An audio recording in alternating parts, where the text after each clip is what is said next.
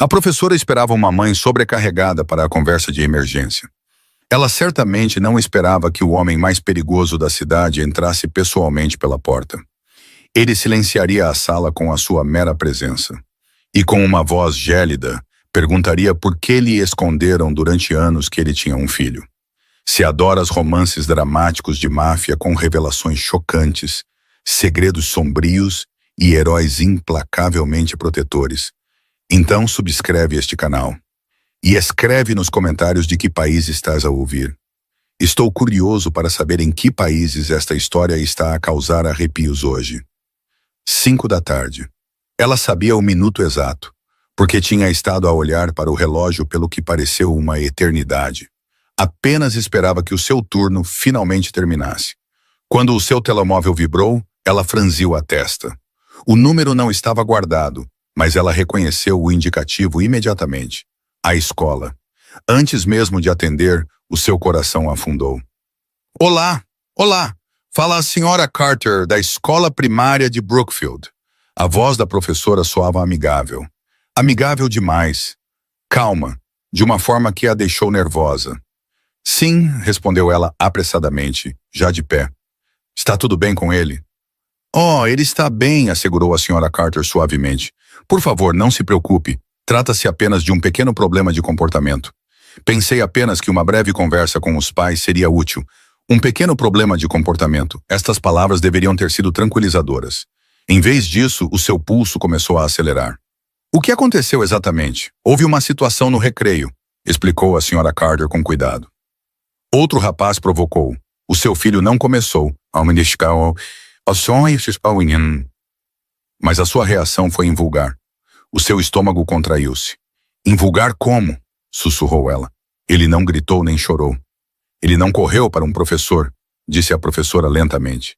Ele simplesmente ficou ali, muito quieto, e disse ao outro rapaz, num tom muito calmo, que ele se arrependeria se voltasse a tocar-lhe. O silêncio instalou-se entre elas.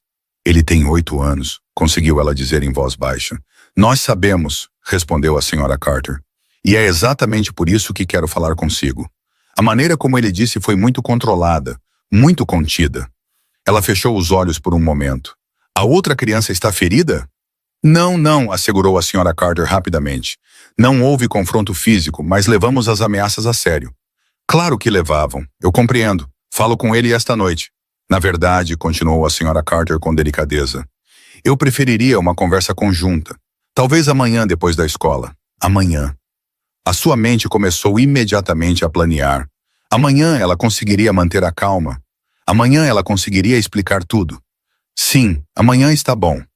Seguiu-se uma breve pausa. Depois o tom da professora mudou ligeiramente para a formalidade.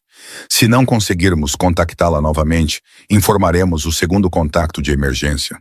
Os seus dedos apertaram o telefone. Segundo contacto de emergência. O sangue fugiu-lhe do rosto. Isso não será necessário, disse ela demasiado depressa. É apenas o procedimento padrão, explicou a senhora Carter calmamente. Em conversas sobre comportamento, envolvemos todos os encarregados de educação. Encarregados de educação, a palavra ardia. Só existo eu. Outra pausa. Bem, no formulário, há outro nome listado. A sua respiração ficou presa. No ano passado, ela esteve prestes a apagá-lo. Mesmo prestes a fazê-lo. Mas a culpa ou a fraqueza a impediram. Esse registro não está atualizado, disse ela em voz baixa. Ele não está envolvido. Compreendo, respondeu a senhora Carter educadamente. Mas por razões de transparência, somos obrigados a informar ambos os contactos indicados, a menos que existam documentos atualizados. Documentos? Ela tinha subestimado o quão definitiva a tinta podia ser. Eu estarei lá amanhã. Não precisam de ligar a ninguém. Claro, disse a professora amigavelmente. Nós só o queremos apoiar. Ele é muito inteligente. Intenso, mas inteligente. Intenso. Lentamente ela desligou. As suas mãos tremiam. Não por causa do incidente no recreio, mas por causa do nome naquele formulário. O nome que ela tinha escrito anos atrás, sob a luz tremeluzente de neon, quando a recepcionista perguntou por um contacto de emergência e ela ficou em silêncio por demasiado tempo. Pai, ela não conseguira deixar o campo em branco. Então escreveu o nome dele. Não porque quisesse que o chamassem, mas porque por dentro nunca o conseguiu apagar completamente. Agora a simples ideia parecia catastrófica. Ela viu tudo a acontecer. Uma chamada que é reencaminhada. Uma secretária que pronuncia o nome dele, a escola, o nome do filho dela. O seu coração batia-lhe na garganta. Ele não sabia de nada. Ele não podia saber de nada. Ela partiu para evitar exatamente isso, para separar estritamente dois mundos, para dar ao seu filho uma vida calma e normal, livre do peso sombrio de um homem que podia mover cidades com uma única chamada. Ela olhou para a sua agenda. Amanhã ela resolveria tudo, iria calmamente ao escritório, sorriria, explicaria que o seu filho apenas se tinha defendido, assinaria formulários, apagaria finalmente o contato de emergência. Desta vez, a sério. Mas o seu telemóvel vibrou novamente. Uma mensagem de um número desconhecido. Desconhecido e, no entanto, assustadoramente familiar. Recebi uma chamada da escola primária de Brookfield. O seu coração parou. Ela nunca tinha mudado o número dele e a escola não tinha esperado até amanhã.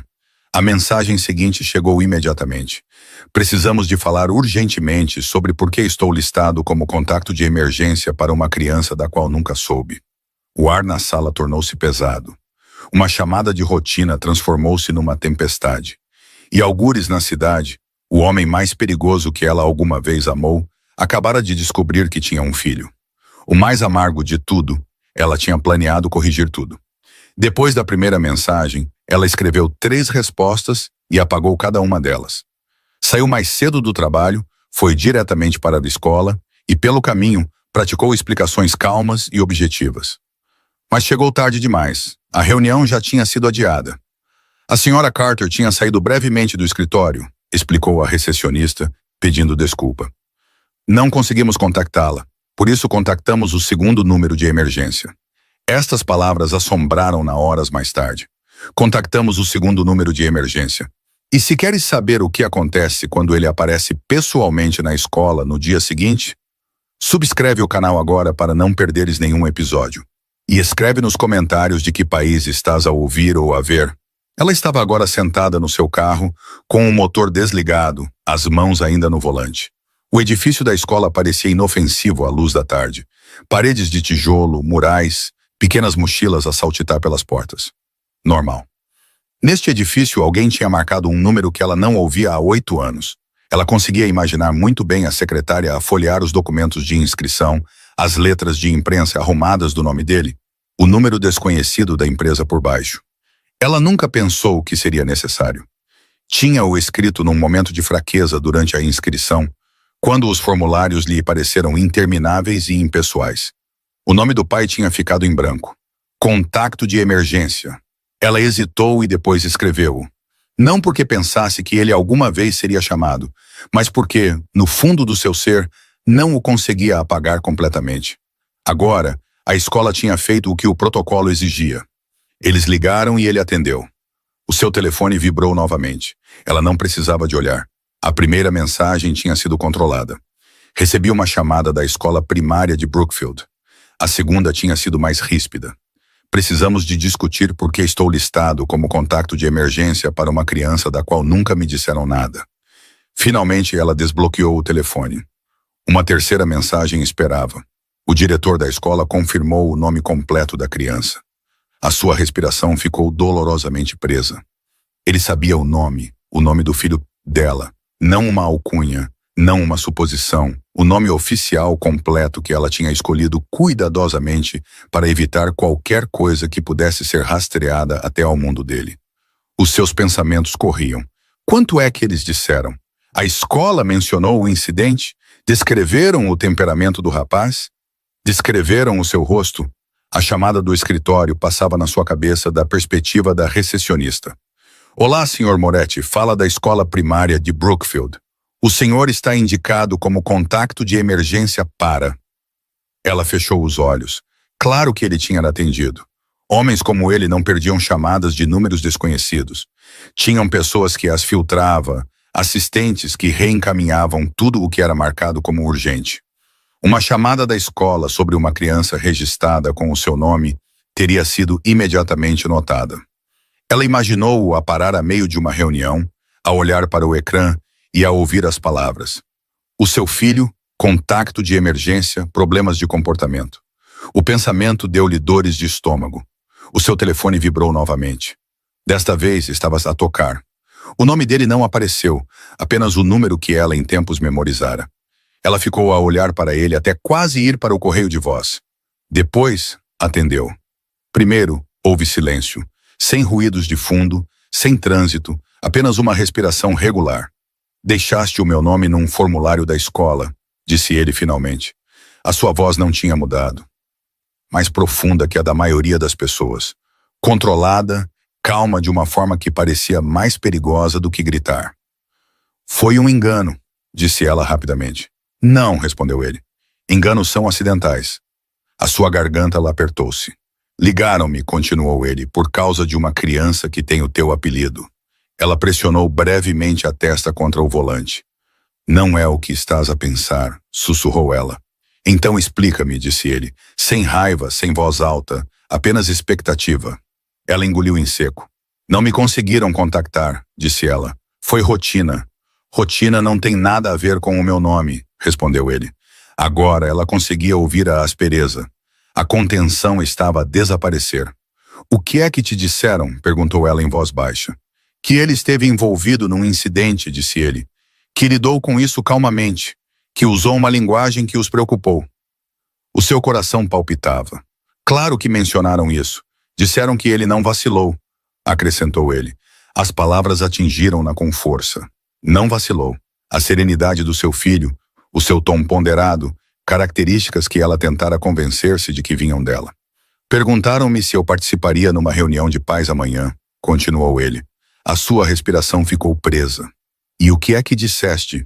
Perguntou ela. Eu disse que sim, a palavra ecoou no silêncio entre eles. Não podes, disse ela imediatamente. Sim, posso, respondeu ele. Não entendes como isso vai parecer. Eu entendo exatamente como isso vai parecer, disse ele calmamente. Ela conseguia imaginá-lo agora. Carros pretos na berma da estrada, pais a sussurrar, professores tensos. O homem mais temido da cidade a entrar sozinho no pequeno escritório de uma escola primária. Nunca devias ter sabido, sussurrou ela. Esse é o problema, respondeu ele. Houve silêncio. Tu indicaste-me, disse ele finalmente, não como pai, mas como contacto de emergência. O seu coração contraiu-se. Isso não foi um acidente, acrescentou ele. Não, não foi.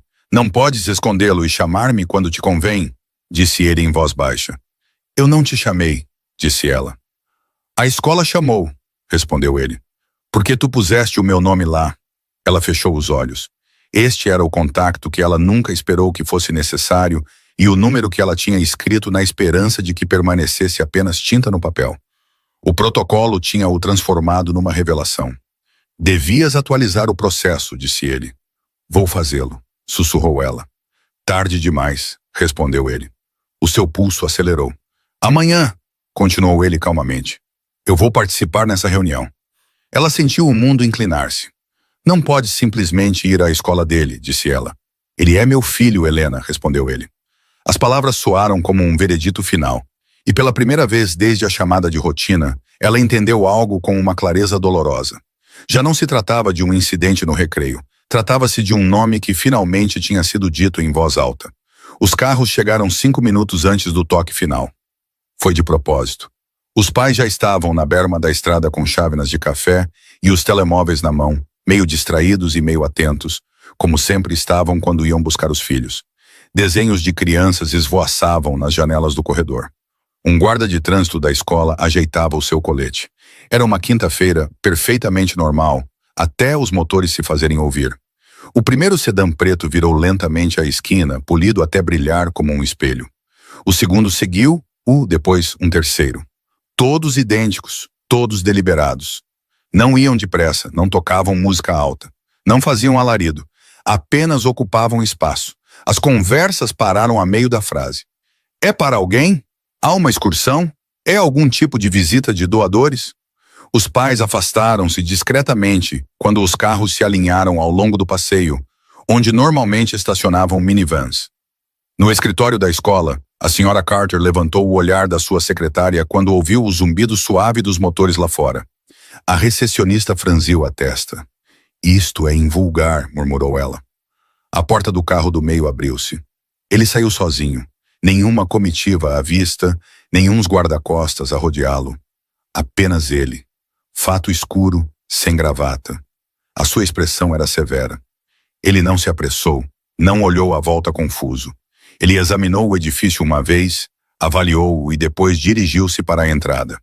Um silêncio o seguia, não porque alguém o reconhecesse imediatamente, mas porque tais personalidades não precisam de apresentação. Na berma da estrada, duas mães inclinaram-se uma para a outra. Sabes quem é ele? Acho que o vi nas notícias. O guarda de trânsito da escola endireitou-se instintivamente quando ele passou. Ele acenou uma vez em saudação. Educado, sereno, mas algo fervilhava por baixo da superfície. Sem pânico, sem caos, sem raiva, mas frieza e contenção. Agora ele entrava no edifício, sem esperar para ser acompanhado. No escritório, a recepcionista levantou-se abruptamente. Senhor, posso ajudá-lo? Sim, disse ele calmamente. Estou aqui para a reunião de pais sobre o Daniel Rivera. O coração da senhora Carter afundou. Ela reconheceu o nome no processo. O segundo contato de emergência. É o senhor? Começou ela com cuidado.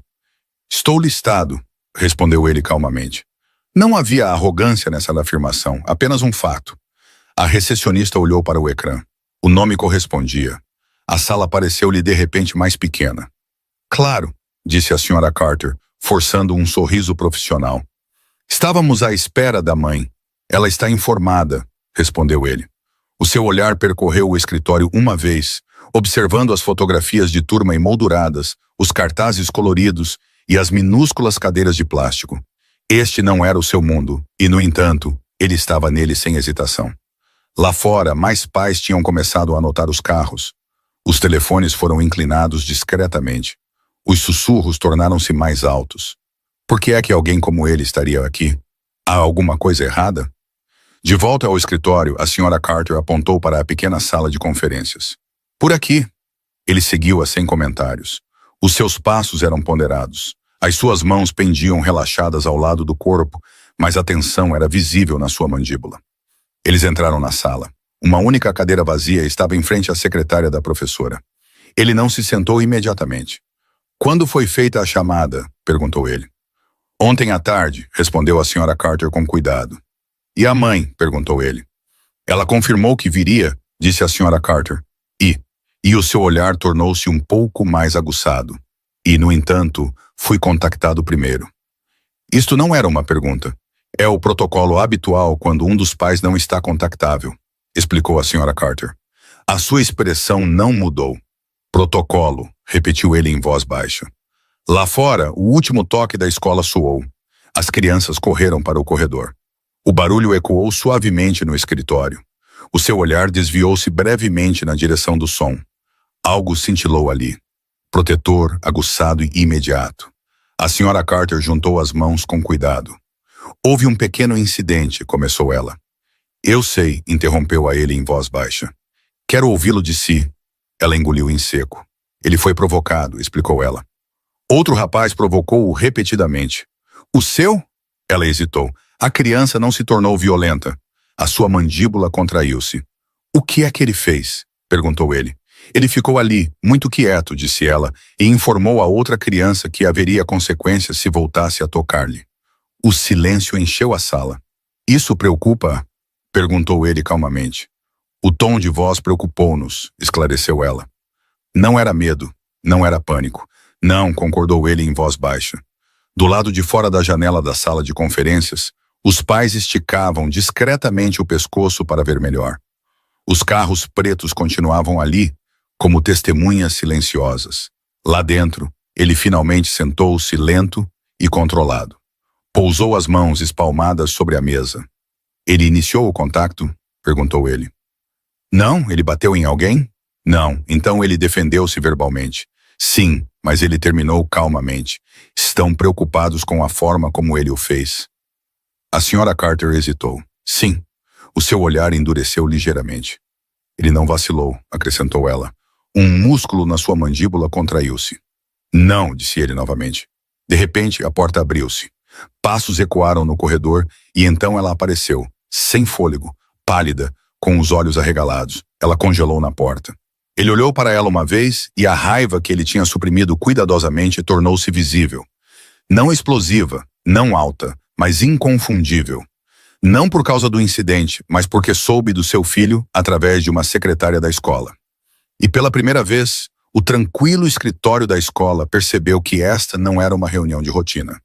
Isto foi uma colisão entre o secretismo e um pai que acabara de ser levado ao limite. A cadeira em frente à secretária da Sra. Carter permaneceu vazia. A princípio não foi dramático, apenas ausência. Uma mala que não estava sobre a mesa, um casaco que não estava pendurado nas costas da cadeira, uma mãe que não estava lá para iluminar a sala. A Sra. Carter arrumou a pasta à sua frente e sorriu educadamente para o homem à sua frente. Damos-lhe mais alguns minutos, disse ela suavemente. O trânsito pode ser imprevisível. Ele acenou uma vez. Claro. A sua voz era calma, controlada, quase distante, mas os seus olhos desviavam-se para a porta cada vez que se ouviam passos no corredor. Os carros pretos lá fora já tinham chamado a atenção. Os professores fingiram não estar a olhar. Os pais sussurraram antes de se afastarem com os seus filhos. Agora estava mais calmo no edifício. A hora de ir buscar as crianças estava quase a terminar. Na sala de conferências, as luzes de néon zumbiam suavemente sobre as suas cabeças. A Sra. Carter pigarreou. Agradeço que tenha vindo com tão pouco pré-aviso. É sempre útil quando a família está envolvida. Ele não a corrigiu. Ela olhou para o formulário na sua secretária. Segundo contato para emergências. Nome: Aleandro Moretti. Relação com o tutor. Ela hesitou. É um tio? Perguntou ela com cuidado. Ou talvez um padrinho. Ele juntou as mãos frouxamente à sua frente. Estou listado como contato de emergência, respondeu ele. Sim, claro, disse ela rapidamente, acenando. Só queremos entender a dinâmica familiar. Isso ajuda-nos a contextualizar o comportamento. Dinâmica familiar. A sua expressão mal mudou. Contexto, repetiu ele em voz baixa. Sim, continuou ela, sem notar a mudança na sua voz. O Daniel é muito reservado, intenso para a sua idade. Vemos isso por vezes quando as crianças têm fortes modelos masculinos nas suas vidas. Um leve músculo contraiu-se na sua mandíbula. Forte, ele repetiu. Ela sorriu educadamente. Isso não é negativo, apenas algo que gostaríamos de saber. Ele passa muito tempo consigo? A porta no fundo do corredor bateu. Os passos ecoaram novamente. Pequenos, rápidos e depois, Sra. Carter. O Daniel entrou de rompante na sala, sem bater. Ele parou abruptamente quando viu o homem sentado na mesa. A atmosfera mudou. A Sra. Carter levantou-se rapidamente. Daniel, querido, estamos numa reunião. O rapaz não olhou para ela. Ele olhava para o homem, a cabeça ligeiramente inclinada, o olhar fixo nele. A sala ficou completamente silenciosa. Por uma fração de segundo, algo primordial aconteceu entre eles. Reconhecimento sem explicação. Familiaridade sem apresentação. O homem levantou-se lentamente da sua cadeira, não abruptamente, não agressivamente, apenas o suficiente para ficar ao nível dos olhos do rapaz, sem o dominar. A respiração do Daniel ficou presa, não de medo, mas de compreensão. Tu vieste, disse ele em voz baixa. A Sra. Carter piscou os olhos. Daniel. O rapaz deu 2 passos em frente. O senhor veio, repetiu ele com uma voz mais baixa. O homem engoliu em seco uma vez antes de responder. Sim, disse ele. A Sra. Carter olhou confusa entre os dois. Eu não sabia que virias, continuou o Daniel. A mãe disse que estavas ocupado. A sala parecia encolher. Eu arranjei tempo, respondeu o homem. Não era um espetáculo, não era teatralidade, apenas a verdade. O Daniel olhou para a cadeira vazia em frente. Essa é para a mãe, disse ele. Ela chega sempre atrasada quando está nervosa. A Sra. Carter congelou. Nervosa? Repetiu ela. O Daniel acenou distraidamente, continuando a olhar para o homem. Ela não gosta quando os professores ligam. Uma sombra fraca passou pelo rosto do homem. Por quê? Perguntou ele em voz baixa. Porque ela pensa que as pessoas vão perguntar por si. O silêncio espalhou-se pela sala. O sorriso da Sra. Carter desapareceu. Perguntar por ele? Perguntou ela suavemente. O Daniel olhou para ela como se ela tivesse perguntado algo óbvio. Sim, disse ele. O meu pai. A palavra caiu como vidro partido.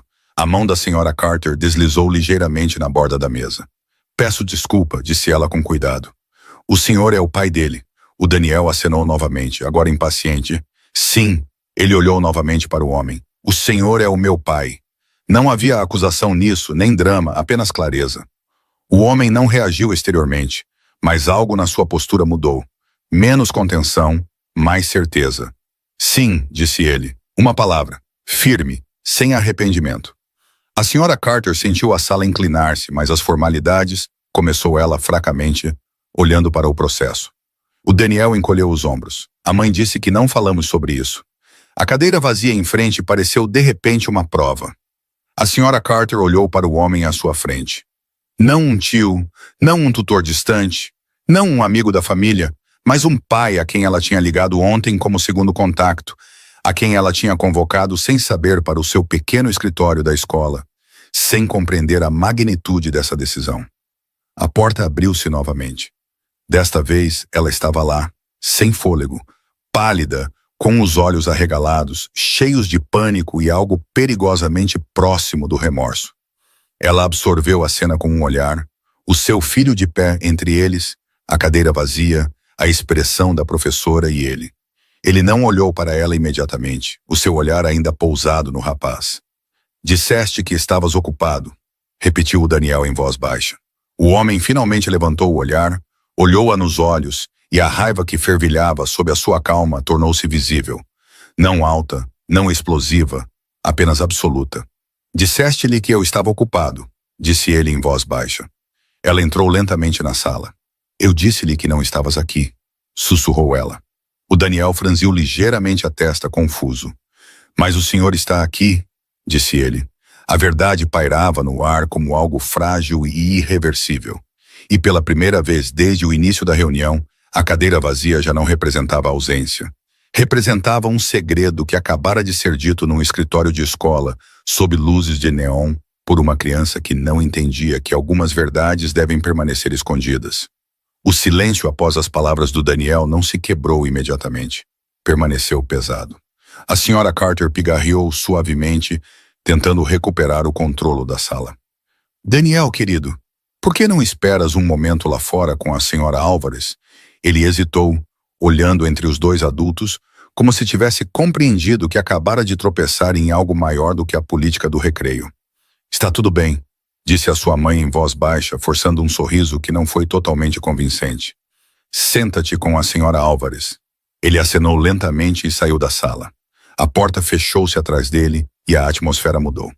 A senhora Carter pegou no processo de inscrição na sua secretária e os seus dedos estavam de repente menos calmos do que antes. Ela abriu a primeira página. Formulário de admissão padrão, contactos de emergência, notas médicas. O seu olhar dirigiu-se automaticamente para a secção com o nome do pai.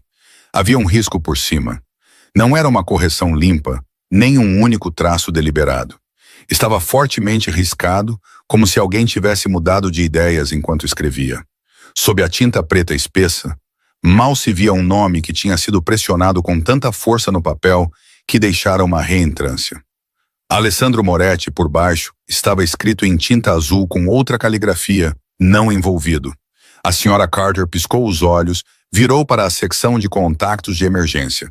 Encarregada de educação principal, Helena Rivera, contacto secundário. A. Moretti, relação, encarregado de educação. A palavra encarregado de educação tinha sido adicionada com caneta esferográfica. Tinta diferente, pressão diferente, momento diferente. Ela levantou o olhar lentamente. A senhora preencheu isto? Perguntou ela à mãe. Os seus lábios abriram-se e depois fecharam-se novamente. Sim. A senhora riscou o nome do pai? Sim, e voltou a registrá-lo como tutor. O seu silêncio foi resposta suficiente. O homem não se moveu. Ele não a interrompeu. Ele não reagiu à prova física do apagamento à sua frente, mas o seu olhar tornara-se mais aguçado. A senhora disse-nos que ele não estava envolvido. Continuou a senhora Carter suavemente, com a confusão a misturar-se com o seu profissionalismo. Mas o nome dele está aqui. Foi escrito primeiro. Os seus dedos passaram pela reentrância no papel. A senhora pressionou com força ao escrever, acrescentou ela em voz baixa, e a mãe sentiu um nó na garganta. Mudei de ideias, sussurrou ela. A senhora Carter olhou entre eles. Isto não são apenas papéis, disse ela com cuidado. Estes formulários são declarações legais. Nós confiamos neles. O homem falou finalmente. Contactaram-no porque o nome dele era legível? Perguntou ele calmamente. A senhora Carter acenou. O nosso sistema assinala todos os contactos de emergência listados. Quando não conseguimos confirmar a disponibilidade da mãe ontem à tarde, tivemos de ligar para o segundo número, de acordo com o protocolo. A mãe inspirou bruscamente. Eu disse-vos que estaria aqui, disse ela com uma voz fraca. A senhora não estava contactável, respondeu a senhora Carter suavemente. O seu telefone foi diretamente para o correio de voz. O seu olhar desviou-se brevemente para o homem e o dele não. A sala pareceu encolher novamente. A senhora Carter virou outra página. Registros hospitalares nos formulários. Uma nota no verso. Certidão de nascimento alterada. Entregue 6 meses após o registro inicial. Ela franziu a testa. Este documento, murmurou ela. Ela puxou-o para fora. Na certidão de nascimento original não havia pai indicado. A versão alterada continha um, que tinha sido registrado meses mais tarde. Silenciosamente, a assinatura estava lá, o mesmo nome, pressionado profundamente no papel. Aleandro Moretti. A senhora Carter levantou o olhar lentamente. A senhora alterou esta certidão. As mãos da mãe tremiam no seu colo. Sim? Por quê? Perguntou a senhora Carter suavemente. Antes que ela pudesse responder, o homem falou, porque alguém lhe disse para o fazer. As palavras foram suaves, mas atravessaram a sala. A senhora Carter olhou para ele. Isso é verdade? Perguntou ela. A mãe fechou os olhos. Aconselharam-me a deixá-lo em branco, disse ela em voz baixa. Por quem? Silêncio. A mandíbula do homem contraiu-se. A senhora riscou o nome dele, continuou a senhora Carter com cuidado, mas não conseguiu apagá-lo completamente. A respiração da mãe tremeu. Pensei que se não fosse oficial, sussurrou ela. Se não estivesse impresso em todo o lado, ele não saberia, terminou a senhora Carter suavemente. O homem não o negou, mas também não o confirmou. Mas o seu olhar, que caiu sobre a reentrância na página onde o seu nome já esteve completamente escrito, disse o suficiente. A senhora tentou escondê-lo, disse a senhora Carter. Sim, admitiu a mãe. Dele? O seu olhar desviou-se para o homem. De todos. O silêncio que se seguiu não foi acusador. Foi compreensivo. A senhora Carter fechou lentamente a pasta. Tenho de documentar esta discrepância, disse ela com cuidado. Para o registro, a mãe estremeceu. A voz do homem permaneceu calma. Vai fazê-lo, disse ele. Mas também vai documentar que eu não fui informado. A senhora Carter acenou uma vez. Vou fazê-lo. A pasta estava entre eles como uma confissão. Tinta riscada, nomes sobrescritos, intenções manchadas pelo medo. A senhora Carter olhou para a mãe uma última vez. A senhora não removeu o nome dele porque ele não era o pai, disse ela em voz baixa. Os lábios da mãe tremeram. Não. A senhora removeu-o porque tinha medo do que ele significava. A resposta pairou no ar, não dita, mas inegável. E pela primeira vez desde o início da reunião, já não se tratava do comportamento no recreio. Tratava-se de um nome que alguém tentara apagar e do homem que estava sentado à sua frente, que acabara de descobrir quão perto estivera de desaparecer da vida do seu filho com uma única linha de tinta. A porta fechou-se suavemente, sem bater, sem drama. Apenas um clique suave que isolou o pequeno escritório do barulho do corredor e do zumbido das conversas pós-escola. Lá dentro, o ar parecia diferente. Ele permaneceu de pé. A professora estava sentada, a mãe pairava perto da janela, como se fosse desaparecer através dela se a tensão se tornasse demasiado grande. A senhora Carter juntou as mãos sobre o processo. Antes de continuarmos, quero esclarecer algo. Começou ela com cuidado. A situação no recreio não resultou em qualquer lesão física. Ele levantou o olhar para ela, mas os seus olhos estavam determinados. Ela hesitou. Sim, acenou ele uma vez. Comece do início. Não havia voz alta, nem ameaça, nem raiva visível, mas a temperatura na sala desceu. A senhora Carter inspirou lentamente. Outro aluno, Ethan Morales, Abordou o Daniel durante o recreio. Há algumas semanas que ele era provocado. A princípio, não era nada de grave, apenas comentários. Que tipo de comentários? Perguntou ele. Sobre a sua reserva, sobre o facto de ele apenas observar em vez de participar. As crianças podem ser cruéis sem se aperceberem. A sua mandíbula contraiu-se. E ontem, a situação escalou, continuou ela. O Ethan empurrou-o, não com força, mas de propósito. A mãe congelou. Não me disse isso, sussurrou ela. Não a quis preocupar antes de falar consigo pessoalmente, respondeu a senhora Carter suavemente. Ele não se moveu. O que é que o meu filho fez? Perguntou ele. Ele não retaliou, disse ela. Ele não chorou. Ele não chamou um professor. Então o quê? Ele recuou, disse ela. Muito calmo, muito quieto. Os seus olhos escureceram ligeiramente. E ele disse, Ethan, se voltasse a tocar-lhe, haveria consequências. O silêncio encheu o escritório. Não choque, mas reconhecimento. Acha isso alarmante, disse ele em voz baixa. Não foi o que ele disse, admitiu a senhora Carter. Foi a maneira como ele o disse. Como? Não havia emoção. A respiração da mãe ficou presa. A senhora Carter continuou com cuidado. Ele não parecia assustado, não parecia zangado, parecia seguro. A mão do homem curvou-se ligeiramente ao seu lado. Essa segurança fez a outra criança recuar, acrescentou ela. Bom, respondeu ele. A senhora Carter piscou os olhos. Nós promovemos a desescalada, esclareceu ela rapidamente. Mas também nos preocupamos com crianças que internalizam confrontos. O seu olhar tornou-se mais aguçado. Ele já vos tinha falado do bullying antes? Ela hesitou. Não. Sabiam que estava a acontecer? Suspeitávamos de tensões, admitiu ela. Mas não havia provas. E nunca me contactaram? Isto não era uma pergunta. A sua postura enrijeceu ligeiramente. Contactamos o encarregado de educação principal, disse ela. E quando isso falhou, ela olhou para o processo.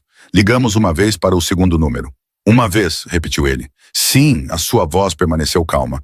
O meu correio de voz estava cheio? Não, eu não estava contactável. Não. Então por que é que não fui informado sobre semanas de bullying antes de a situação escalar? A pergunta pairou no ar. A senhora Carter engoliu em seco. Damos prioridade ao encarregado de educação designado como decisor principal, concluiu ele.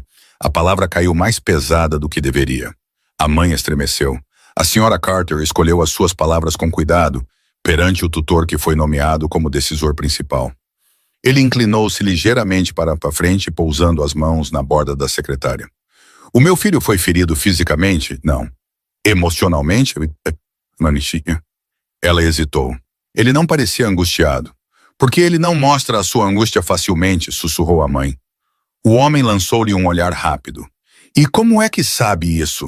Perguntou ele em voz baixa. Ela desviou o olhar. Seguiu-se um longo silêncio. A senhora Carter interveio suavemente. Não estamos a questionar o seu envolvimento. Apenas seguimos os regulamentos. Ele endireitou-se lentamente. Regulamentos? Repetiu ele. A mãe finalmente deu um passo à frente. Não pode ficar chateado com isto, disse ela em voz baixa. Você não estava aqui. O seu olhar disparou para ela. Eu não fui informado. Essa foi a minha decisão. Era o seu direito, respondeu ele. Ainda calmo, mas agora inequivocamente zangado. O silêncio no escritório tornou-se sufocante. Ele virou-se novamente para a professora. Se outra criança lhe tocar novamente, disse ele com uma voz baixa e controlada, eu exijo documentação, exijo notificação e exijo responsabilidade. A senhora Carter acenou rapidamente. Claro. Não me interessam as políticas do recreio, continuou ele. Interesso-me por padrões. Haverá uma mediação entre os rapazes, ofereceu ela. Haverá supervisão, corrigiu ele. Sim, e serei incluído em todas as futuras comunicações. A senhora Carter olhou para a mãe antes de acenar. Entendido. O homem afastou-se da secretária. A sua raiva nunca explodiu.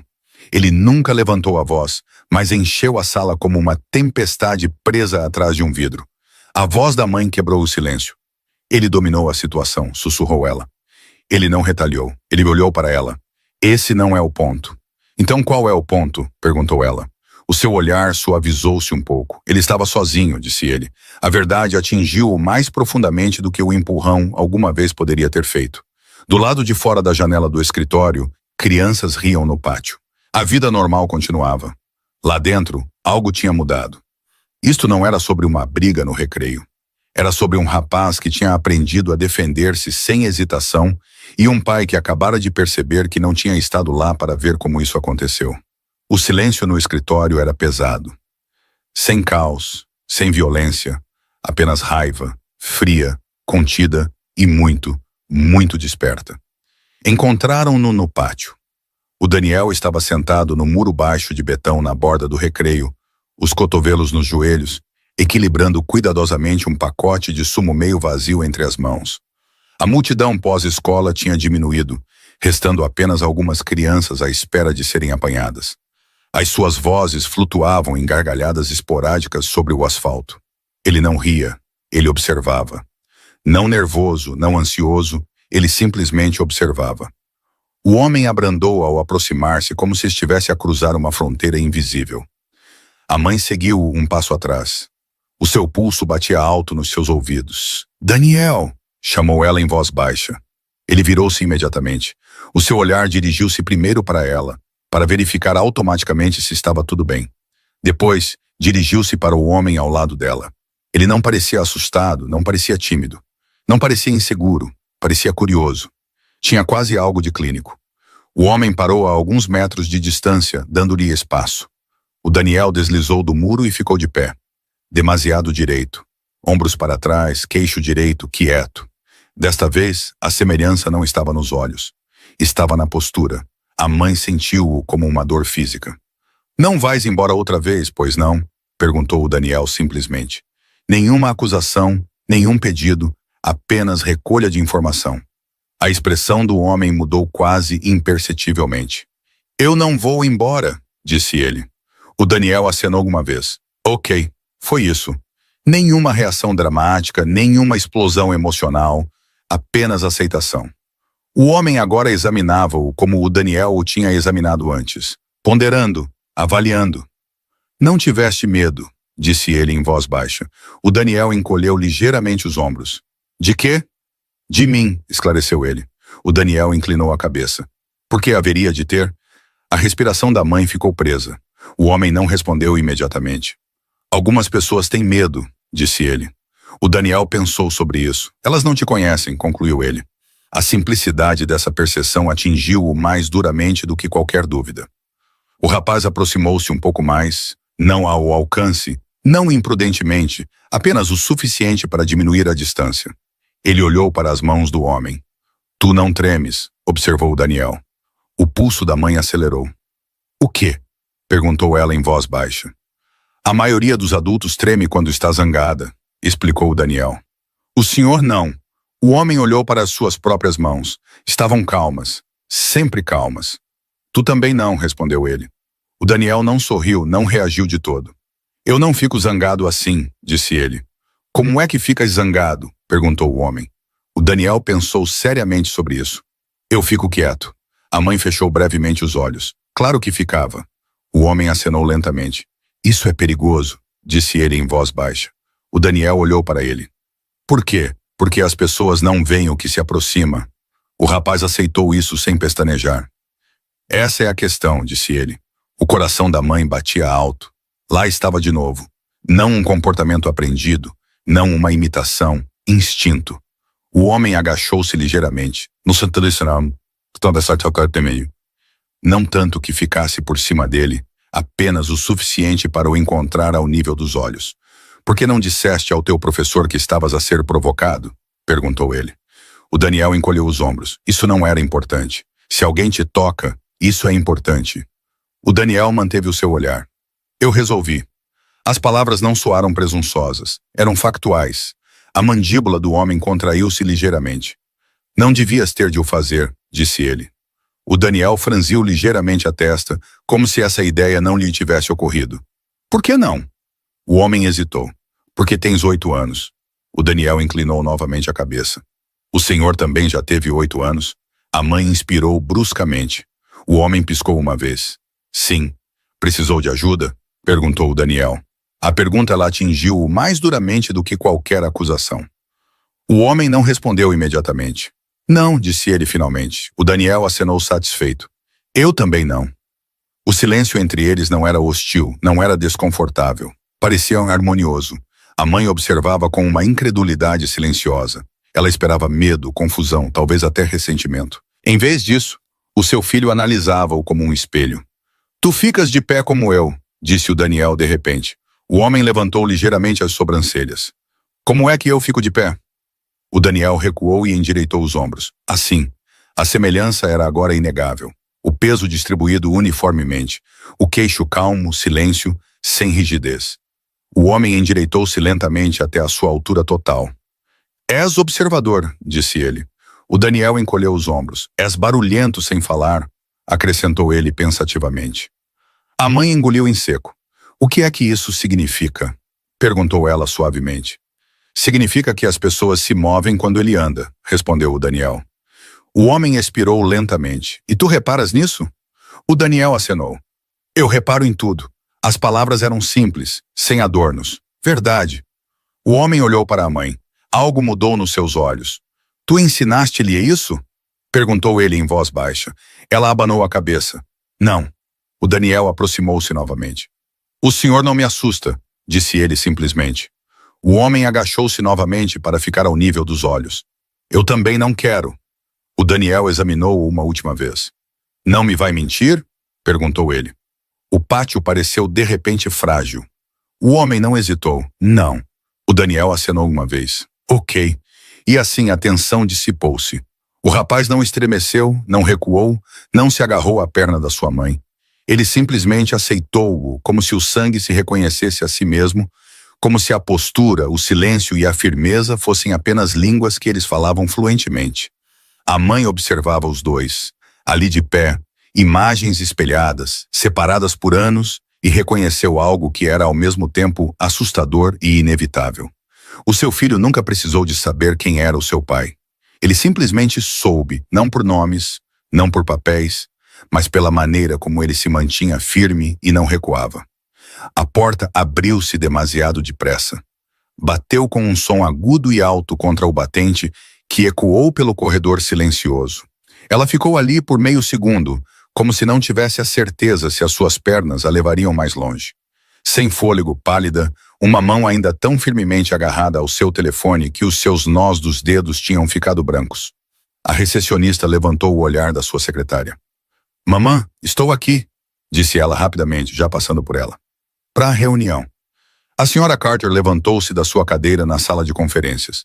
O alívio brilhou brevemente no seu rosto, depois a confusão, depois algo mais pesado, quando viu o olhar nos olhos da mulher. Não confusão, não irritação, mas medo. O homem já estava de pé. Ele não correu ao seu encontro. Também não recuou, apenas a observou. E quando os seus olhares se encontraram, a atmosfera mudou. Não foi nada dramático. Não se levantaram vozes altas. Não se fizeram acusações. Mas algo naquele olhar firme carregava história. Espera. Um passado inteiro comprimido num segundo de reconhecimento. Estás atrasada, disse ele em voz baixa. Não foi cruel, não foi ríspido, mas também não foi neutro. O trânsito, ela quase disse. O trabalho demorou mais tempo. O meu telemóvel avariou. Todas as pequenas mentiras educadas que as pessoas usam para aliviar a tensão. Em vez disso, ela sussurrou. Não devias estar aqui. O estômago da senhora Carter contraiu-se. Este não era um tio a intrometer-se. Este não era um contacto de emergência confuso. Isto era outra coisa. Ele está no processo, disse a senhora Carter com cuidado, tentando manter a voz calma. Quando não a conseguimos contactar ontem, seguimos o protocolo. A mãe fechou os olhos por um momento, como se a palavra protocolo lhe doesse fisicamente. Eu disse-vos que viria, disse ela. E não respondeu, retorquiu o homem. O seu tom permaneceu calmo e contido, mas por baixo havia algo que se contraía e se continha. Ela entrou agora completamente na sala e fechou a porta atrás de si. O clique soou mais alto do que deveria. O seu filho estava no canto do escritório, quieto e vigilante. Quando a viu, moveu-se instintivamente na sua direção. Ela ajoelhou-se imediatamente e puxou-o para o seu peito. Estás bem? Sussurrou ela. Ele acenou no seu ombro. Eu disse-lhes que tratei do assunto, murmurou ele. A sua respiração ficou presa. Ela afagou-lhe o cabelo. Eu sei. Quando se levantou novamente, não olhou primeiro para a professora, olhou para ele. Não tinhas de fazer isso, disse ela em voz baixa, enquanto a sua mandíbula se contraía. Estou na lista. Foi um erro. Não, ele disse, não foi um erro. O olhar da professora alternava entre os dois. A senhora riscou o nome dele, disse a senhora Carter em voz baixa, segurando o formulário de inscrição. E depois voltou a registrá-lo. Isso não é um erro, é intencional. A mãe abriu a boca, mas depois cerrou os lábios novamente. O seu filho olhou para ela confuso. Por que é que o riscaste? Perguntou ele. O silêncio encheu a sala. Ela engoliu em seco. Por quê? Começou ela com a voz trêmula. Às vezes os adultos pensam que estão a proteger as pessoas ao esconderem coisas. De quem? Perguntou o Daniel. O seu olhar desviou-se para o homem antes que ela se pudesse conter. A senhora Carter viu e de repente tudo fez sentido. A certidão de nascimento alterada, o nome do pai riscado, o segundo contato de emergência que ninguém esperava que fosse necessário. Isto não era confusão administrativa, era ocultação. Eles não estavam confusos sobre o seu papel, disse a senhora Carter lentamente. A mãe não respondeu. Tentaram apagá-lo. O homem expirou uma vez, profunda e controladamente. Por quê? Perguntou ele em voz baixa. A pergunta não era zangada, era pior. Era magoada. Ela abanou a cabeça. Este não é o lugar certo, sussurrou ela. Tornou-se o lugar certo quando escreveste o meu nome, esperando que nunca fosse chamado, respondeu ele. Os seus ombros caíram. Eu não queria isto, disse ela. Não me querias aqui, corrigiu ele. Os seus olhares encontraram-se novamente. A professora sentia-se agora uma intrusa, não numa discussão, mas em algo muito mais antigo e complicado. Isto não é sobre o recreio, disse a senhora Carter suavemente. Não, respondeu o homem. É sobre ele, sussurrou a mãe. O seu filho olhava entre eles. Por que é que toda a gente age como se eu tivesse feito algo de mal? Perguntou ele em voz baixa. O seu coração partiu-se. Não fizeste, disse ela imediatamente. Ele franziu a testa. Então por que é que tens medo? A pergunta lá atingiu-a como um vidro a cair. Ela ajoelhou-se novamente à sua frente. Eu não tenho medo de ti, disse ela. O seu olhar dirigiu-se lentamente para o homem que estava do outro lado da sala. Tens medo dele. O silêncio instalou-se na sala. O homem não se moveu, não piscou os olhos, apenas esperou. Ela inspirou tremulamente. Tinha, admitiu ela. A professora susteve a respiração. Agora, ela já não tinha medo dele. Tinha medo do que ele significava. Medo da vida da qual tentara fugir. Medo do momento que finalmente chegara, sob luz fluorescente e em cadeiras dobráveis. A voz do homem tornou-se suave. Eu nunca lhe pedi para fugir. Ela riu fracamente. Não precisavas. A senhora Carter deu um passo atrás, dando-lhes o espaço que não sabia que precisavam. Isto não era um mal-entendido. Não era uma falha de comunicação. Era um segredo que tinha vivido silenciosamente em papelada e tinta riscada. E agora estava à frente da sua secretária.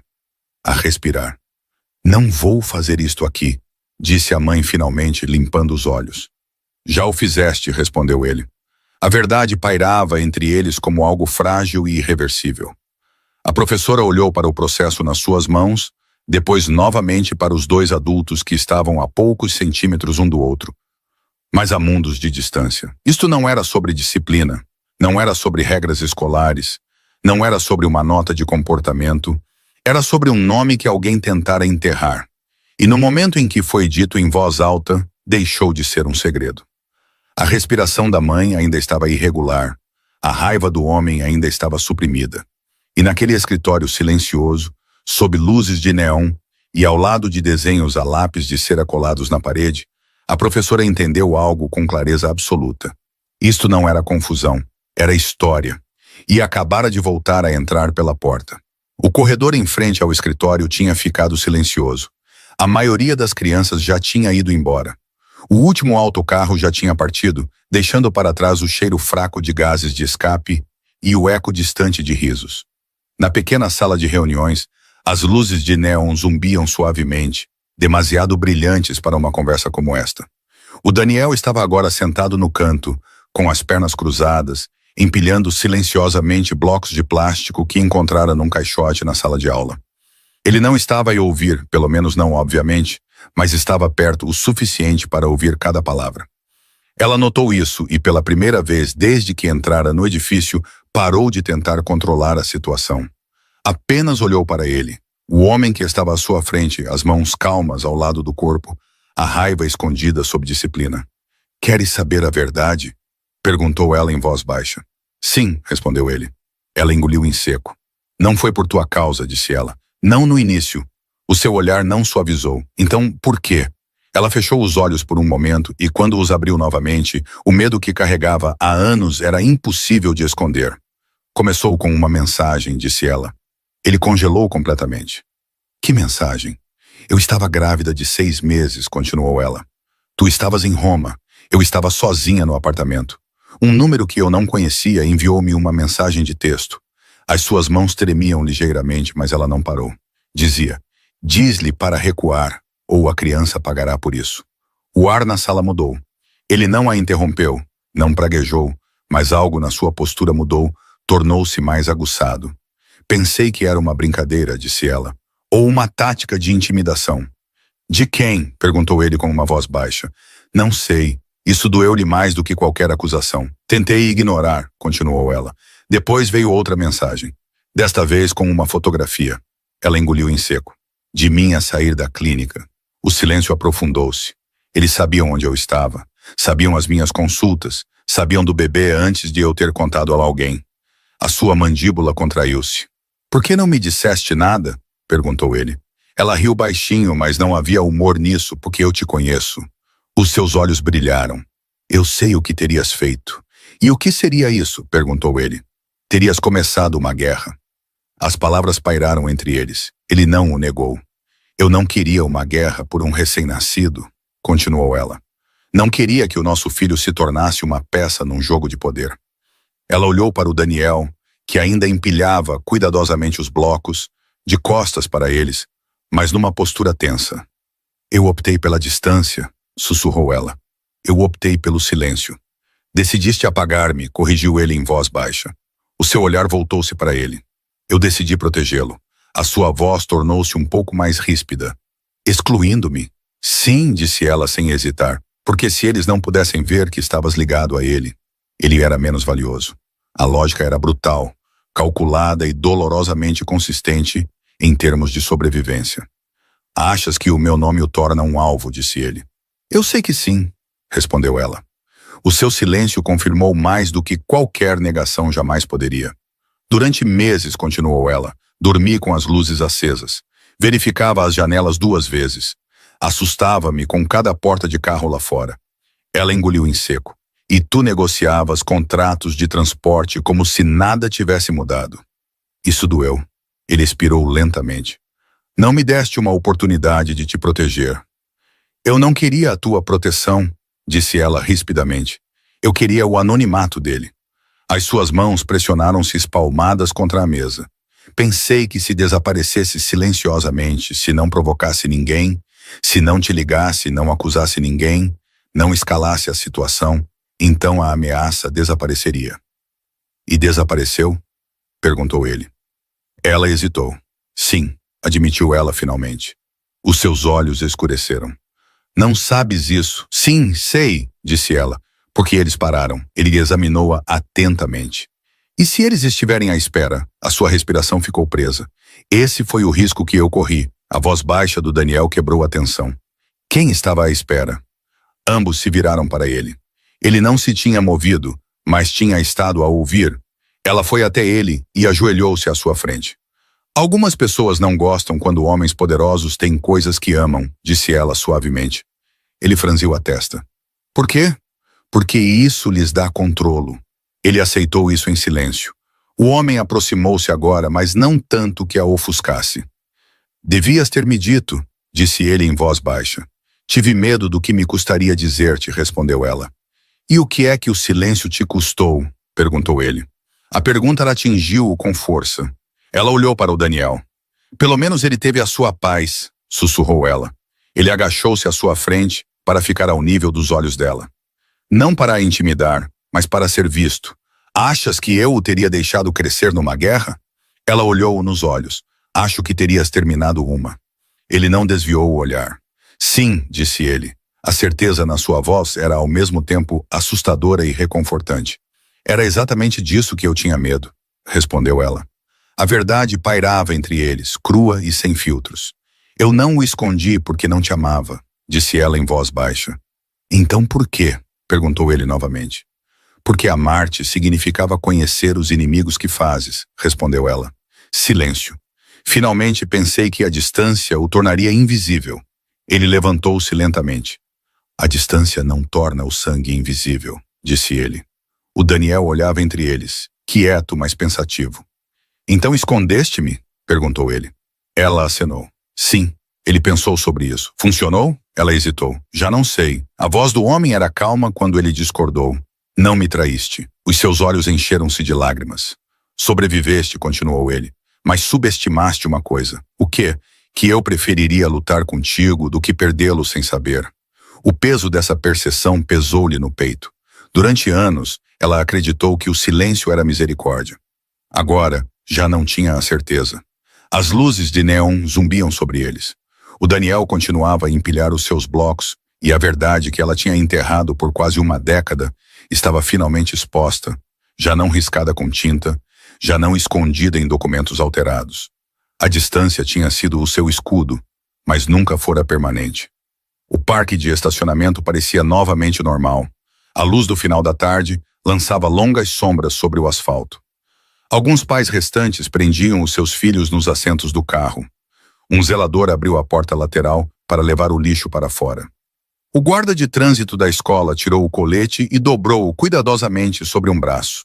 Se alguém tivesse passado naquele momento, não teria visto nada de invulgar. Apenas uma mãe, uma criança e um homem, um pouco atrás deles. O Daniel saltitou um passo à frente deles em direção ao portão. A sua mochila saltitava nos seus ombros. "Podemos comprar um gelado?" perguntou ele, virando-se a meio. "Vamos ver", respondeu ela automaticamente, enquanto os seus pensamentos ainda estavam na conversa lá dentro. Ele riu e girou uma vez sobre os calcanhares antes de se virar novamente para a frente. Nesse momento aconteceu. Um clique suave, quase abafado pelo zumbido do trânsito distante. O homem ouviu o primeiro e virou a cabeça ligeiramente para a direita. Não de forma óbvia, apenas o suficiente. Do outro lado da rua, perto de um sedã cinzento estacionado torto no passeio, um homem estava demasiado quieto. O boné de beisebol puxado para baixo, o telefone na vertical, não a escrever, não a navegar, mas a apontar. Outro clique. O Daniel congelou a meio do passo, sentindo a mudança na energia antes de a compreender. "O que se passa?" perguntou ele em voz baixa. A mãe seguiu o olhar do homem. O seu coração afundou. O telefone estava apontado para o seu filho. O mundo estreitou-se instantaneamente. O homem não gritou, não fugiu. Ele simplesmente moveu-se. Dois homens apareceram nas extremidades opostas do quarteirão, como se sempre tivessem estado lá. Um atravessou a rua atrás do sedã cinzento, o outro aproximou-se pelo passeio, sem abrandar o passo. O fotógrafo baixou o telefone uma fração de segundo tarde demais. Enganou-se, começou ele casualmente. O homem ao lado dela não respondeu. Ele deu um passo à frente, apenas o suficiente para se colocar entre o Daniel e a rua, sem tocar no rapaz, protegendo-o. A porta do sedã cinzento abriu-se ligeiramente, depois parou, quando um dos homens que se aproximava se inclinou e pousou calmamente uma mão na borda. "Apague isso", disse o homem em voz baixa ao fotógrafo. O pulso da mãe martelava nos seus ouvidos. O Daniel olhou para ela. "Por que é que ele tirou fotografias?" perguntou ele. Ela não conseguiu responder. O fotógrafo tentou rir da situação. "Passeio público", disse ele. "Não há lei contra fotografar." A voz do homem permaneceu calma, mas quando se trata de menores. O fotógrafo hesitou. Outro homem, perto da traseira do carro, falava baixo para um auricular. A energia à volta do veículo mudou. Isto já não era uma troca casual. "Está aqui desde o fim das aulas", disse o homem calmamente. "Esta é a sua terceira fotografia." O sorriso do fotógrafo desapareceu. "Não sei do que está a falar." "Vai saber", respondeu ele. As mãos da mãe tremiam enquanto ela se ajoelhava ligeiramente à frente do Daniel. "Fica lá atrás de mim", sussurrou ela, mas o Daniel abanou a cabeça. "Não tenho medo", disse ele. As palavras fizeram o seu coração doer. A mandíbula do homem contraiu-se ligeiramente. Ele aproximou-se do sedã cinzento. Foram avisados para não testar os limites, disse ele em voz baixa. O fotógrafo engoliu em seco. Eu devia observar. A admissão foi subtil, mas atingiu como um tiro. Observar. Não por acaso. Não por coincidência. De propósito. O homem estendeu a mão. Telefone. O fotógrafo hesitou. O segundo segurança aproximou-se. Não agressivamente, apenas inevitavelmente. O telefone foi entregue. O ecrã iluminou-se com a imagem do Daniel. 3 imagens claras e deliberadas. O homem olhou para elas sem expressão, depois entregou o telefone ao segurança. Apague-as, disse ele. A voz da mãe soou fraca. Quem o enviou? O fotógrafo não respondeu. Nem precisava. O olhar do homem levantou-se lentamente. Diz-lhes, disse ele calmamente, que a luz do dia não o torna vulnerável. A mensagem não era para o homem com o telefone. Era para quem o tinha enviado. A equipe de segurança recuou em silenciosa concordância. O fotógrafo deslizou para dentro do sedã cinzento, sem mais uma palavra, e partiu demasiado depressa. A rua voltou ao normal em segundos. Os pais voltaram a prender os seus filhos. O zelador fechou a porta lateral. O trânsito continuou a fluir, mas a mudança já tinha ocorrido. O Daniel puxou a manga do homem. Por que é que ele queria a minha fotografia? Perguntou ele novamente. O homem agachou-se lentamente para ficar ao seu nível, porque algumas pessoas são curiosas sobre coisas que não entendem. Como dinossauros? Perguntou o Daniel. Algo que quase parecia um sorriso passou pelo seu rosto. Sim, disse ele, algo assim. O Daniel acenou satisfeito, pelo menos por enquanto. A mãe ficou ali por mais um momento, como que congelada. Isto é por causa de hoje, sussurrou ela. Sim, respondeu ele. E de ontem, acrescentou ela. Sim. A sua respiração ficou presa. Isto não foi sobre provocações no recreio. Não, ele endireitou-se. Isto é o início da pressão. Ela sentiu o peso dessa percepção instalar-se nos seus ossos. Isto devia ser uma coisa pequena, disse ela. E era, respondeu ele em voz baixa, até deixar de ser. O Daniel agarrou instintivamente as mãos de ambos. Uma pequena mão encontrou a dela, a outra roçou os dedos do homem. O homem não recuou, não hesitou. Olhou por meio segundo para as suas mãos unidas, depois novamente para a rua. A fachada comum tinha sido quebrada. Uma única fotografia tinha mudado a história. O que começara como uma conversa escolar sobre tom de voz e comportamento no recreio, tornara-se agora algo maior, mais visível, mais perigoso. E enquanto caminhavam juntos para longe do portão, a mãe compreendeu com uma clareza assustadora. O segredo já não era frágil. Tinha sido exposto, e alguém já os estava a observar. Eles não falaram até estarem no carro. Não no carro dele, não no dela. Uma das limusinas pretas estava na berma da estrada, como se sempre devesse ter estado ali. O motorista saiu sem ser solicitado, abriu a porta traseira e depois foi para a frente sem olhar para trás. O Daniel entrou primeiro, surpreendentemente calmo para uma criança que acabara de ser fotografada por um estranho. Compramos gelado? Perguntou ele novamente enquanto apertava o cinto. Mais tarde, disse ela em voz baixa. A porta fechou-se. O mundo lá fora ficou silencioso. O homem não se sentou muito perto dela. Ele não a tocou, não falou imediatamente. Apenas observou o reflexo da escola na janela fumada, que se tornava cada vez mais pequena atrás deles. Era isto que eu queria evitar, disse ela em voz baixa. Sim, respondeu ele. E agora é ainda pior. Não, disse ele. Ela virou-se abruptamente. É visível. A distinção pareceu cruel. O Daniel inclinou-se ligeiramente para a frente entre os assentos. Estamos em apuros? Perguntou ele. Não, responderam ambos ao mesmo tempo. A sincronia assustou-a. O Daniel acenou uma vez e recostou-se, o olhar fixo na janela. A voz do homem tornou-se mais baixa. Eu não o vou tirar de ti. Ela piscou os olhos. Não é isso que eu não estou a pedir a custódia, continuou ele. Não estou a exigir horários partilhados ou processos judiciais. Ela examinou-o atentamente. Então o que exiges? Transparência. A palavra pesava entre eles. Não podes exigir isso, disse ela em voz baixa. Eu não exijo, corrigiu ele. Eu vinculo a proteção a isso. O seu peito contraiu-se. Isso soa como uma exigência. É uma condição, respondeu ele calmamente. Seguiu-se uma pausa. O carro virou para uma rua mais calma. Chega de nomes riscados, disse ele. Chega de contactos secundários listados como acidentes. Ela desviou o olhar. Achas que isto é sobre ego? Perguntou ele. Acho que é sobre controlo. Não, disse ele em voz baixa. Trata-se de estratégia. O Daniel mexeu-se no seu assento, mas não o interrompeu. Se o meu nome é público, continuou ele, então todos os que se aproximam dele sabem no que se estão a meter. E isso não te assusta? Perguntou ela. Dissuade a coragem errada. A sua respiração tremeu. Viste o que aconteceu hoje? Sim, mas tu estavas lá. Sim. E se não estivesses? O seu olhar tornou-se mais aguçado. Então eles não se teriam atrevido. A certeza no seu tom assustou-a mais do que o próprio incidente. Não podes estar em todo o lado, sussurrou ela. Nem preciso, disse ele. Ela olhou para ele. Finalmente ele virou-se completamente para ela. Ofereço reconhecimento legal, disse ele calmamente, não para reivindicar propriedade, mas para criar um registro. O que é que isso significa? Significa que os seus documentos refletem a verdade. A sua escola sabe para quem ligar. Os seus médicos conhecem o seu historial familiar. A sua proteção é institucional, não improvisada. O seu pulso acelerou. Queres que o teu nome esteja em tudo? Sim.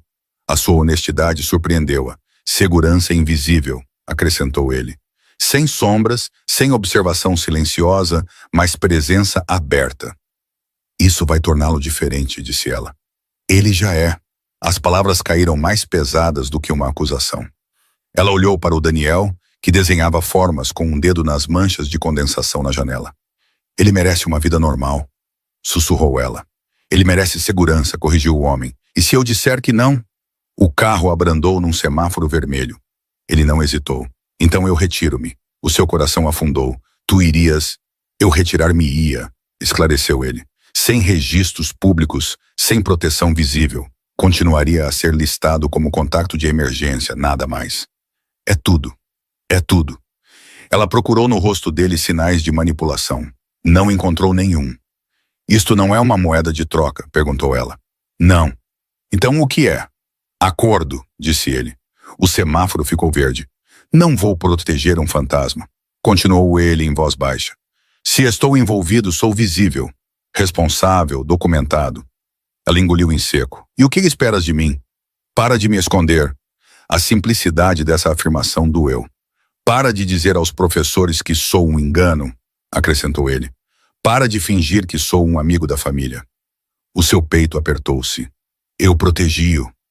Tu isolaste-o, disse ele em voz baixa. O Daniel falou do banco de trás. Estamos a discutir? Ela forçou-se a falar com uma voz calma. Não, o homem olhou para ele. Estamos a tomar decisões, disse ele calmamente. O Daniel acenou uma vez. Decidam-se depressa, disse ele. Não gosto quando as pessoas sussurram. A verdade naquilo doeu. O carro parou em frente à sua casa. Nenhuma multidão, nenhum espetáculo. Apenas uma rua calma e o sol do final da tarde. Ele saiu primeiro e depois abriu a porta do Daniel. O rapaz saiu sem hesitar. Antes de ir para os degraus da entrada, olhou para trás para os dois. O senhor entra? Perguntou ele ao homem. A pergunta não foi dramática, foi prática. O homem olhou para ela. Este era o momento. Nenhum tribunal, nenhuma ameaça, apenas um jardim da frente e uma criança à espera. Eu não entro se não disseres, disse ele em voz baixa. Transparência, visibilidade, responsabilidade, nenhuma violência. Apenas presença. Ela sentiu o peso dos anos sobre si. Esconder-se parecera seguro, mas o dia de hoje provara o contrário. Se o teu nome estiver em tudo, disse ela lentamente, então a tua responsabilidade também está. O seu olhar não vacilou. Já está. E se o teu mundo voltar a procurá-lo, terá de passar por mim. Sem hesitação, sem teatralidade, apenas factos. O Daniel esperava nos degraus, observando os dois com uma calma perturbadora. Ela expirou. Então chega de esconder, disse ela. As palavras pareceram como saltar de um penhasco. A sua mandíbula relaxou ligeiramente. Chega de esconder, concordou ele. E pela primeira vez desde a chamada da escola, o medo no seu peito mudou.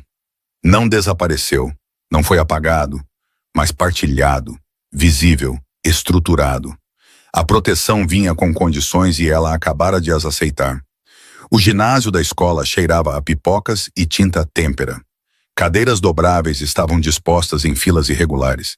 Estrelas de papel pendiam de fios finos do teto, girando lentamente no ar, impulsionadas pelo zumbido da ventilação.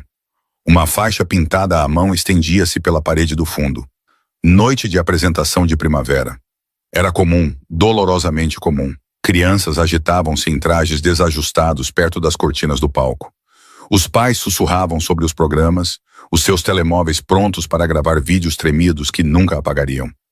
Ela sentou-se na terceira fila, as mãos cruzadas no colo, examinando involuntariamente a entrada. Dizia-ela a si mesma que não estava nervosa. Isto não era um tribunal, não era um confronto, era um evento escolar. Mas a visibilidade parecia diferente quando se optava por ela. As portas no fundo do ginásio abriram-se. Nenhuma caravana de carros, nenhum carros pretos na berma da estrada. Apenas um homem que entrou sozinho.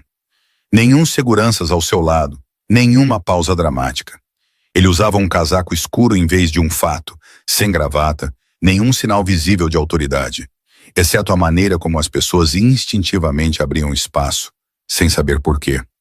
Alguns pais olharam para ele. Houve um breve sussurro, que depois se calou. Ele não estava ali para intimidar. Estava ali para se sentar. Ele viu-a imediatamente. Os seus olhares encontraram-se por cima das cadeiras dobráveis. Não havia desafio na sua expressão, nem pedido de desculpas, apenas presença. Ele caminhou lentamente pelo corredor e ocupou o lugar vago ao lado dela. Nem muito perto, nem muito longe, alinhado. Trânsito? Perguntou ela em voz baixa, surpreendendo-se a si mesma. Um canto da sua boca contraiu-se. Algo do gênero. Para o palco, disse a professora de música, batendo no microfone. Bem-vindas, queridas famílias, sorriu ela. Estamos muito felizes por vos mostrar no que os alunos têm trabalhado. Famílias, a palavra soava diferente agora. Ela sentiu-o ao seu lado. Não pesado, não imponente, seguro. O Daniel espreitou por trás da cortina, procurando a multidão. Ele descobriu-a primeiro, depois o seu olhar continuou e ele viu-o. Algo mudou instantaneamente na postura do rapaz. Foi quase imperceptível. Ele endireitou as costas, levantou o queixo. Nenhuma exibição, nenhum efeito, mas confiança. Ele não acenou freneticamente, não gritou. Apenas manteve o seu olhar um segundo a mais do que o necessário e o homem acenou uma vez. Um gesto minúsculo. Mas foi o suficiente. A apresentação começou. As crianças arrastaram-se pelo palco numa coreografia desajeitada de sapatilhas coloridas e sorrisos nervosos. Os pais riam baixinho quando alguém falhava um passo. Os telemóveis brilhavam na luz fraca. O Daniel avançou para a sua parte, 2 linhas numa curta peça falada sobre constelações. Ele não se apressou, não tropeçou, a sua voz soou clara por todo o ginásio. E mesmo que não consigas ver as estrelas, disse ele, deixando o seu olhar percorrer a multidão. Elas continuam lá. Inesperadamente, a sua garganta apertou-se. Quando ele terminou, aplausos educados encheram a sala. Ele não olhou para os seus sapatos como algumas crianças. Ele não recuou rapidamente. Ele parou por um momento, depois saiu do palco. O homem ao lado dela não aplaudiu mais alto que os outros. Ele não se levantou. Ele não chamou a atenção para si. Apenas observava, inequivocamente orgulhoso.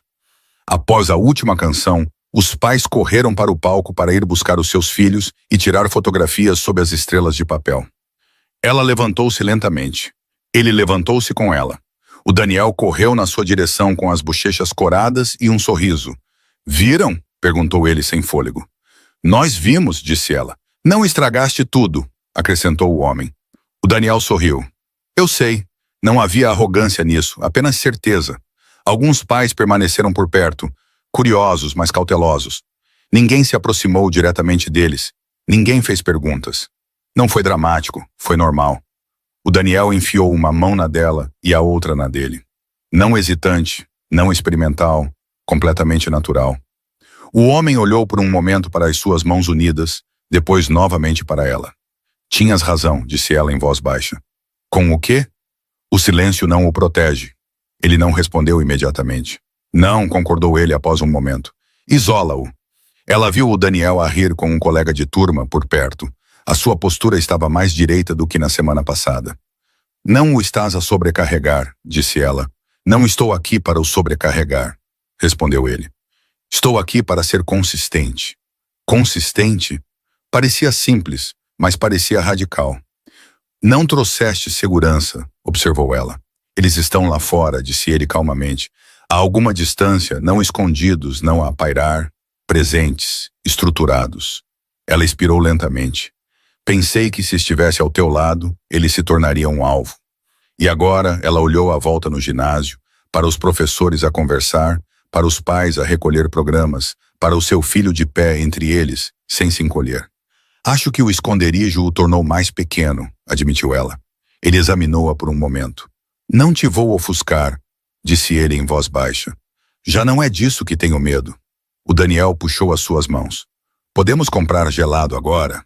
Perguntou ele esperançoso. Ela riu baixinho. Sim. Eles caminharam juntos para a saída. Não apressadamente, não dramaticamente, apenas 3 figuras que se misturaram na multidão. Nenhum espetáculo, nenhuma explicação, apenas presença. Lá fora, o ar da noite estava mais fresco. Ele não foi à frente, não ficou para trás. Permaneceu ao lado deles. E pela primeira vez desde a chamada com que tudo começou, ela não sentiu que precisava de se preparar para um impacto. A segurança não vinha da distância. Não vinha de nomes riscados ou explicações sussurradas. Vinha de algo muito mais visível. Obrigado por acompanhares esta história até o último momento. Se este mundo de poder, lealdade e perigo silencioso te fascina, então subscreve o canal e volta. Porque na máfia, cada final é apenas uma nova fase de um jogo que continua nas sombras. Por trás de cada aliança há um risco, por trás de cada promessa um teste, e é aí que se decide quem consegue sobreviver. Fica conosco, porque os próximos capítulos levar-te-ão ainda mais fundo nesta realidade sombria.